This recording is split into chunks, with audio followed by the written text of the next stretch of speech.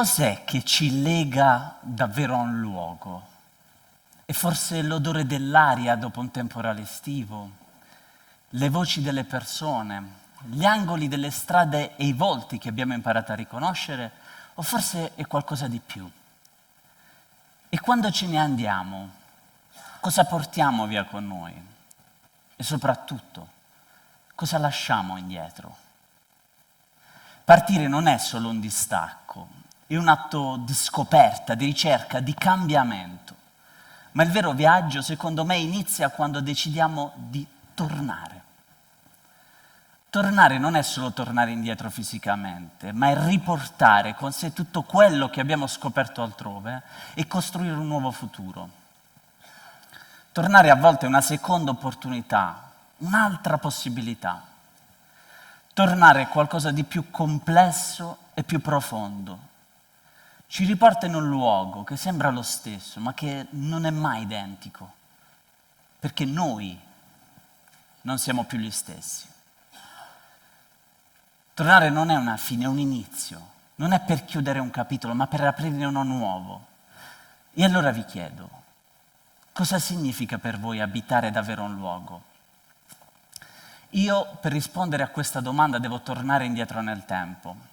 Era il 12 settembre 1993.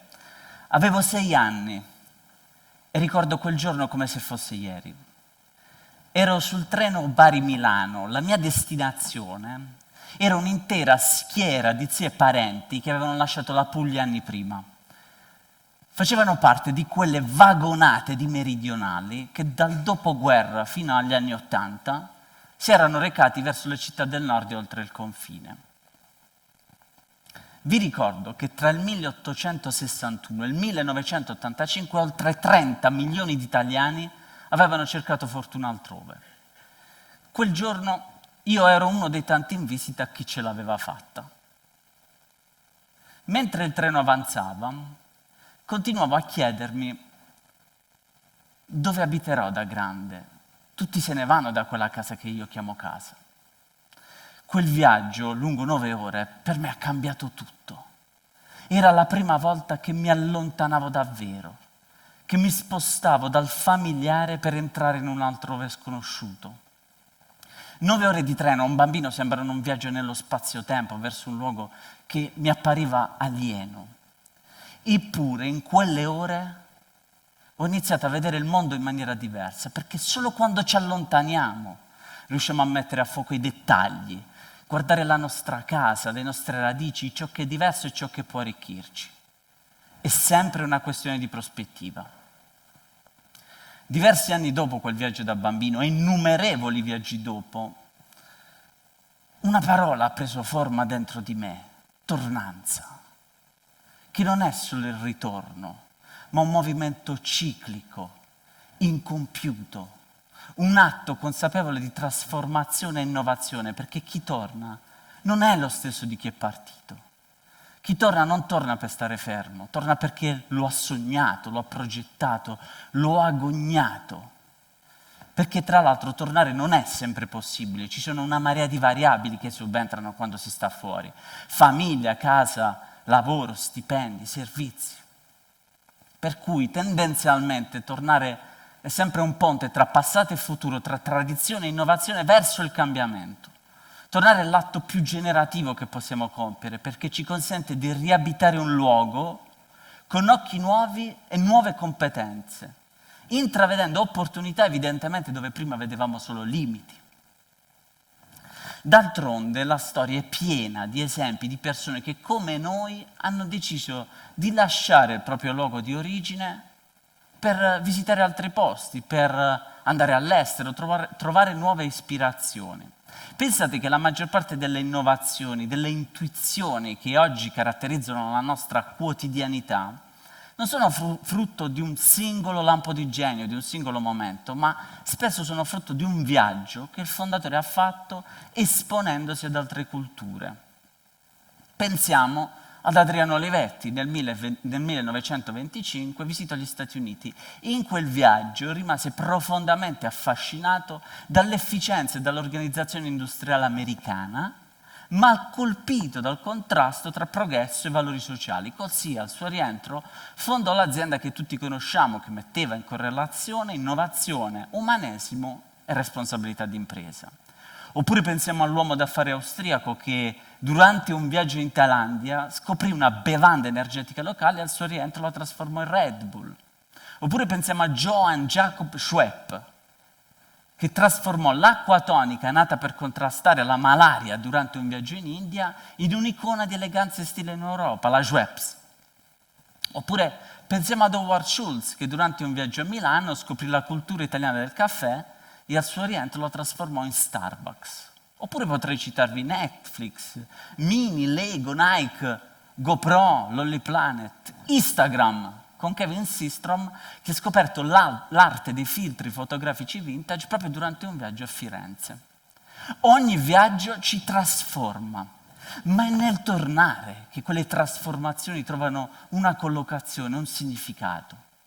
Abitare non è solo vivere in un luogo, ma innestare in esso il meglio delle esperienze fatte fuori e costruire un futuro diverso. Per cui il viaggio diventa poi un atto di innovazione e trasformazione anche quando incontra la custodia, il presidio di chi non si è mai mosso, sì, perché sono entrambi importanti insieme a chi decide di abitare un luogo senza esserci mai nato, perché se il punto non fosse partire, tornare o restare, vedete, ma è il modo in cui scegliamo di abitare nel cambiamento.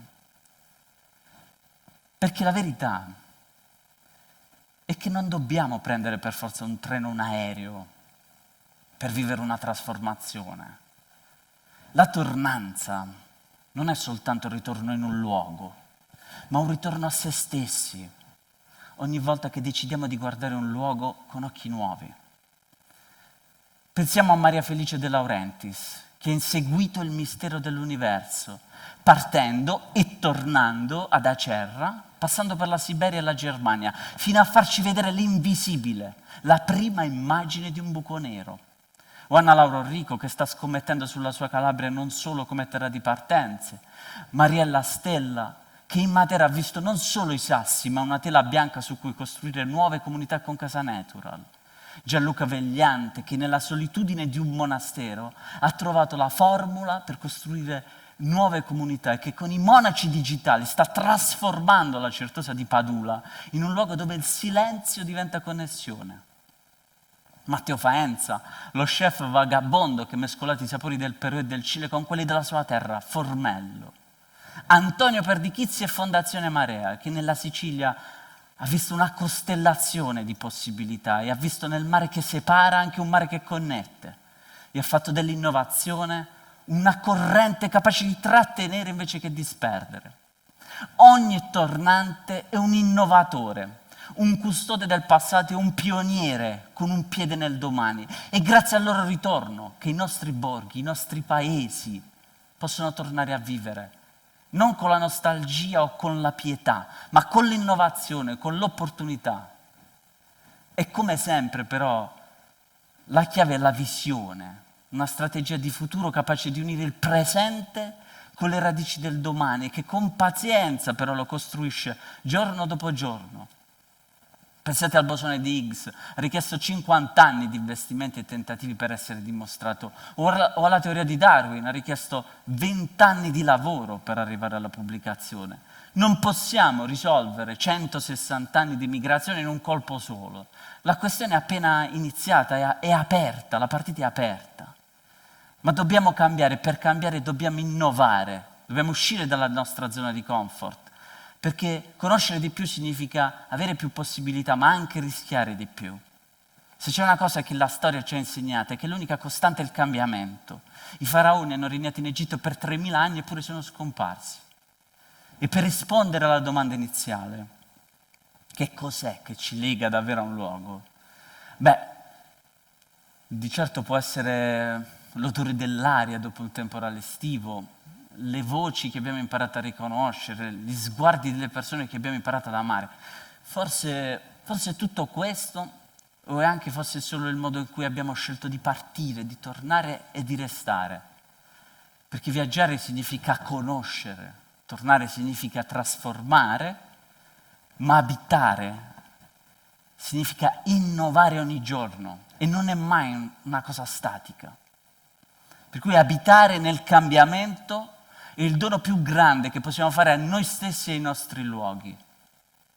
Partire e tornare non sono opposti, sono il cuore di un movimento continuo che ci trasforma, una danza, un equilibrio tra radici e ali, tra ciò che siamo stati e ciò che possiamo diventare.